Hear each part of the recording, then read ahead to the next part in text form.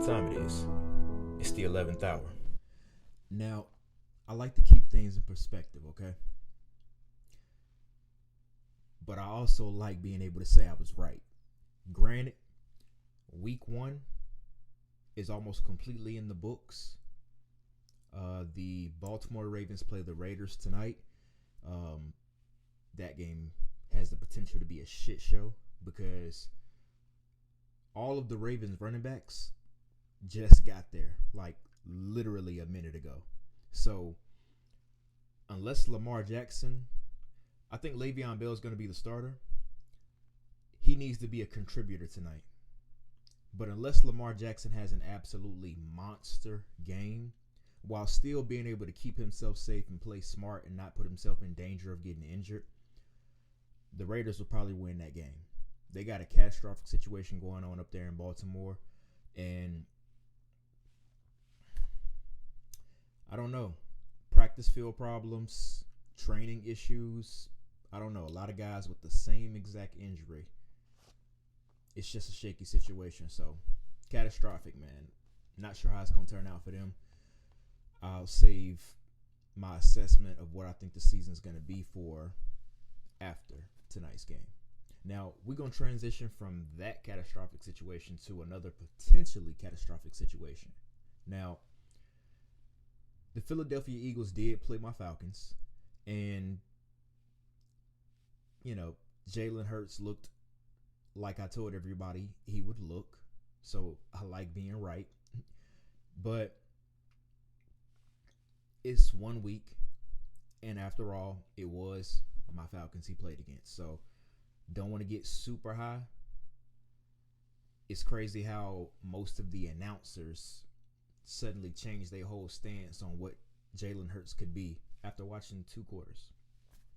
After watching 2 quarters of football, everybody suddenly changed their stance. Now, like I said, I don't want to get too high, but he looked the same as he did when he took down Drew Brees and the Saints last year. He looked the same as he did playing at Oklahoma his last year. Maybe it's something. Maybe it's nothing. We'll see.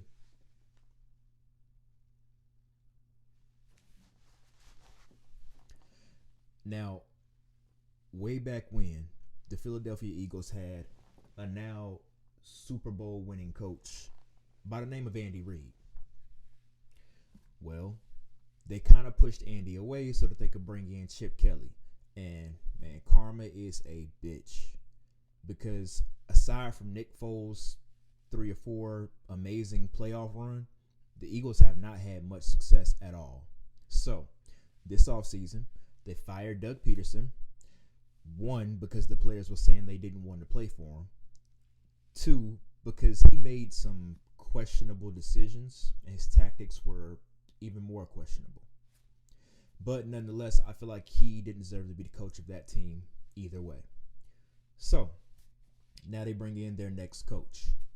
Now, I know most of these guys, offensive coordinators, defensive coordinators, some special teams, some quarterbacks coaches, position coaches.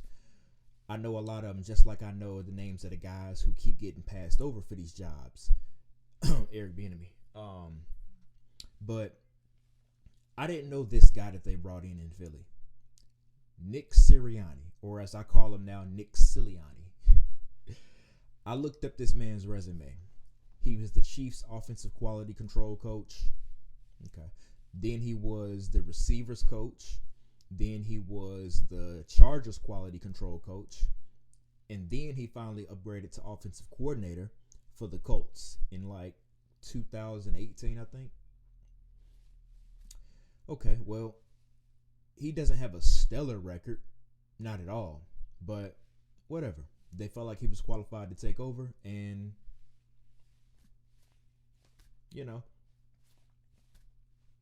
it's not my decision to make. It's not my team, so whatever. We'll see what this guy's got. Then he has his first press conference. I'm not going to give him too much flack for that. He's a young-looking guy. It's his first big-time job. He stumbled over his words a little bit. I'm going to give him a break. He's probably nervous, right? Okay. Well, Ever since that press conference, it's been butt fumble after Tony Romo against the Broncos interception because I have a hard time understanding this guy's thought process. His moves versus what he's saying doesn't make a lot of sense to me. Now, this might clue y'all in as to why. This might be the funniest thing I think I've ever heard from an NFL coach. They're asking this man about the draft process. And he says he plays rock, paper, scissors with the prospect. He didn't go earth-shattering on these games, right? I played a couple of them at rock, paper, scissors, right? That was as easy as that. Rock, paper, scissors. Let's see how competitive you are.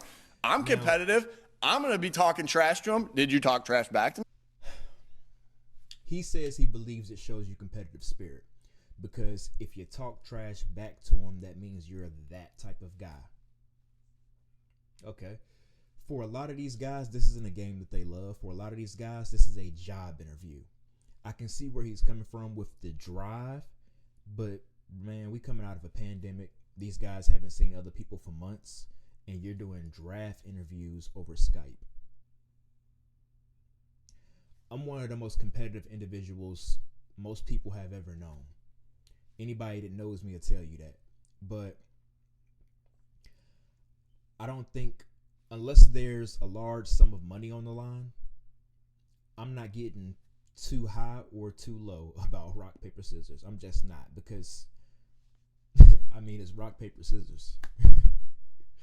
But like I said, this is a job interview for a lot of these guys. If they show some fire, cool. You need that on your team. There's a lot of coaches who will probably say, okay, cool, I can get on board with that. But then he says, I want the guys who, if they're losing, they get up, flip the table, and are ready to walk away. That could be seen as poor sportsmanship or being a sore loser. And in this soft PC culture that we live in nowadays, where no matter how true something may be, you still can't say it if people don't like it. I don't think it's normal for guys to go into job interviews and play games. And then when they're losing, flip the board, or I guess in this case it would have been ending the call or flipping the laptop closed, whatever. I don't know. That's just lame to me. But give him a chance, right? It hasn't been much good since that. For starters, the reason why Doug Peterson lost his job is because he seemed like he just had an issue with starting Jalen Hurts at quarterback. Like, he just did not want to do it. Okay, well, the entire offseason, Nick Sirianni has been echoing that same behavior. Now, I said Mac Jones looked like he was ready to be the guy. You know, I believe Cam should have started. And, you know, if he faltered, bring the rookie in. But we haven't really seen Mac run against any top defenses. So now without Cam there, he's getting thrown into the fire. And Mac is probably the first quarterback to graduate from Alabama that I've publicly supported, because I haven't been a fan of most of the other guys because I can see through it. The A.J. McCarrons, the Blakes, the Greg McElroys, like, they're just not memorable to me. And I felt the same way about Tua.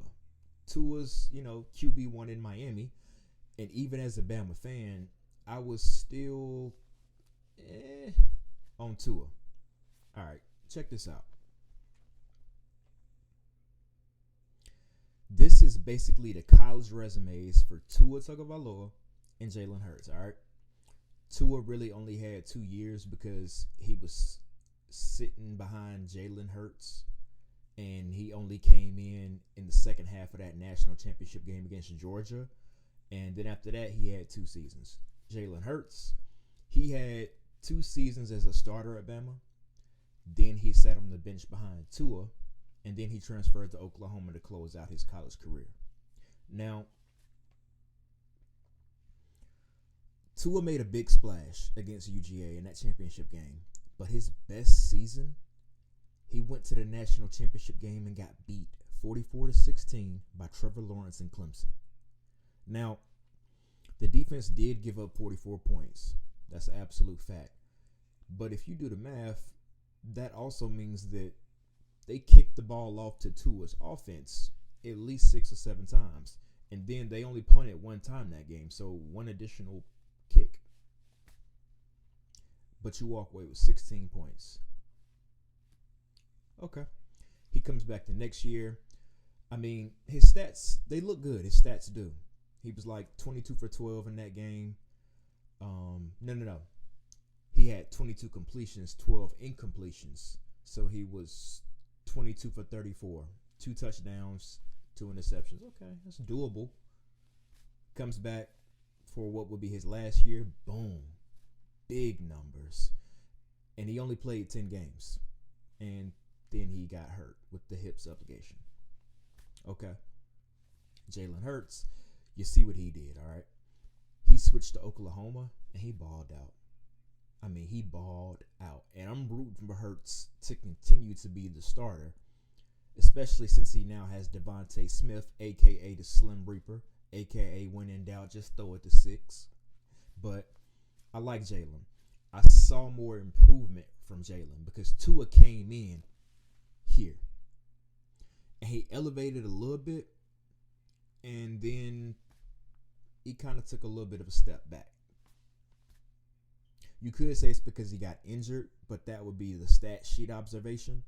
But looking at him on the field, I didn't see the same jump that I saw with Jalen Hurts. Jalen was a horrible thrower of the football. Absolutely terrible. But if you put the film on of him at Oklahoma, you probably wouldn't even believe that was the same guy because he balled out. But Nick Sirianni seemed to have a problem all offseason naming Jalen the starter. They've been linked to trades for Teddy Bridgewater. He's now the Broncos guy. I remember even hearing Deshaun Watson's name being thrown around in there a little bit before these allegations became a lot more plausible, even though he said he never wanted to play there. But his name actually now is being mentioned heavily with the Dolphins. So clearly I can't be the only one to thinking that Tua might not be the guy, because the Dolphins have flip-flopped the entire offseason about who their quarterback is going to be. I think there was even some talk about them maybe drafting one. And the fact that they're still looking into Deshaun Watson this far into the season tells me they probably don't like everything they see in Tua. But I like what I see in Jalen.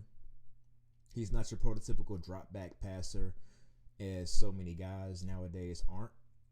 And I know stats aren't the end all be all, because I'm big on making sure the stats aren't the end all be all. It's possible to get too deep into the trenches with these stats. There are these advanced analytics stats, and a lot of them are BS. Like, you take somebody's yards per completion, you subtract the number of sacks multiplied by 0.2, and then you divide all of that by 0.5, and that gives you the adjusted yards per average completion. No. Map out his completions. He had one for 5 yards. He had one for 10 yards. He had another one for 5 yards. That's 3 completions for 20 yards. Divide by 3. All of this adjusted stuff is out the window. But the stats that Jalen's are putting up, the stats that Jalen Hurts are putting up, look at this, man. All of the guys on this list, with the exception of Russell Wilson, their careers are over. Jalen's only had 4 starts in this league, and he's already on his way to leading this category. Now, it doesn't mean anything if he doesn't win games, but that's what this season is for. Nick Sirianni finally buckled, named him the starter, and if you saw the energy that got infused into that football team when he stepped on the field in relief of Carson Wentz, you can tell that those guys love him, those guys will fight for him, and that's his football team. All right. So Nick Sirianni did the right thing. Named him the starter, and I think Hurts is going to win you some games. He honestly could win this division for you. Seriously. But He's looking good. I mean, that's good company to be in, if you ask me. As for Tua and the whole Deshaun Watson thing, who knows where that's going to go. Clearly, most of the teams in the NFL, nobody's really shied away from him.